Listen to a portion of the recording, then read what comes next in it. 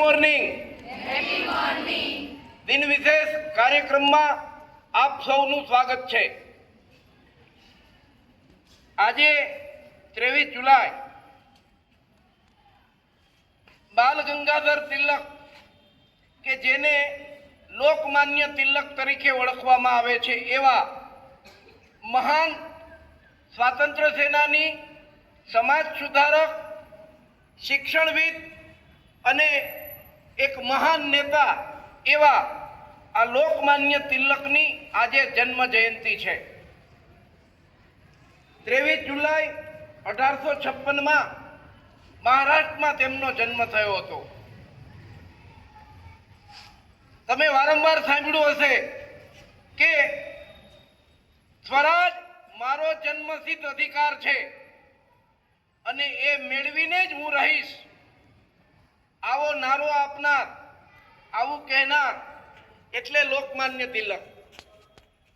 આપણે અગાઉ કહ્યું છે કે સ્વતંત્રતા આંદોલન વખતે, સ્વતંત્રતાની ચળવળ વખતે બે જૂથ હતા, એક નરમ જૂથ, નરમ દળ અને ગરમ દળ। એ ગરમ દળ જે હતું એમાંના એક એટલે લોકમાન્ય તિલક। એ સમયે ગણિત સાથે ગ્રેજ્યુએશન પૂરું કરીને LLB નો અભ્યાસ કરનાર આ લોકમાન્ય તિલક એવું સ્પષ્ટપણે માનતા હતા કે અંગ્રેજો સીધી રીતે આપણને સ્વતંત્ર કરશે નહીં, એના માટે મજબૂર કરવા પડશે, એની સામે જન આંદોલન શરૂ કરવું પડશે, લોકોને જાગૃત કરવા પડશે। અને એ જાગૃત કરવા માટે એણે બે વર્તમાન પત્રો શરૂ કર્યા, કેસરી અને મરાઠા, કે જેની તીખી કલમે, આગ ઝરતી કલમે લોકોમાં જાગૃતિ ફેલાવી, લોકોને સ્વતંત્રતા માટે તૈયાર કર્યા, જનમાનસ તૈયાર કર્યું। ખાસ કરીને આજે આપણે જે ગણેશ ઉત્સવ ઉજવી રહ્યા છે એ ગણેશ ઉત્સવ અને શિવાજી જયંતિ, આ બે ઉત્સવો જાહેરમાં ઉજવાય અને એ ઉત્સવના માધ્યમથી લોકો એકઠા થાય અને લોકોની અંદર એક સ્વરાજ માટેની ભાવના જન્મે, એ માટેની એણે ચળવળ શરૂ કરી।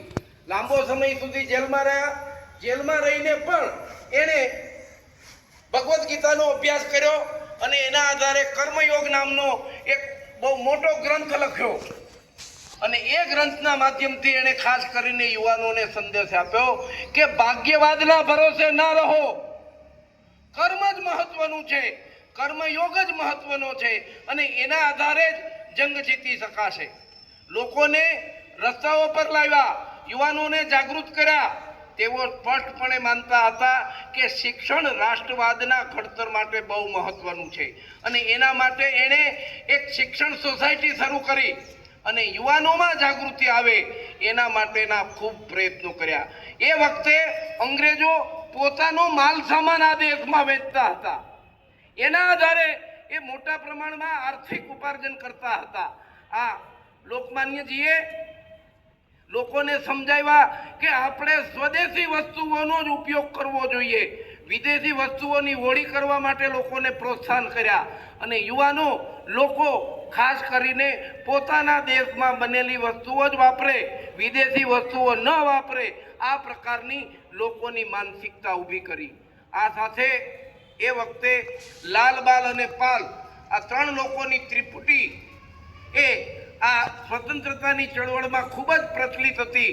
અંગ્રેજોની પણ જેણે ઊંઘ આરામ કરી નાખી હતી એવા લાલ એટલે લાલા લજપતરાય, પાલ એટલે બાલ ગંગાધર તિલક અને પાલ એટલે બિપિનચંદ્ર પાલ, એટલે લાલ, બાલ અને પાલની ત્રિપુટી આ સ્વતંત્રતાની ચળવળમાં લોકોમાં જાગૃતિ લાવવા માટે, લોકોને એની માનસિકતા બનાવવા માટે ખૂબ મોટા પ્રમાણમાં કામ કર્યું હતું। એવા આપણે આજે લોકમાન્ય તિલકજીને યાદ કરીએ, એમના જીવનમાંથી પ્રેરણા લઈએ અને એમને ખરી શ્રદ્ધાંજલિ આપીએ।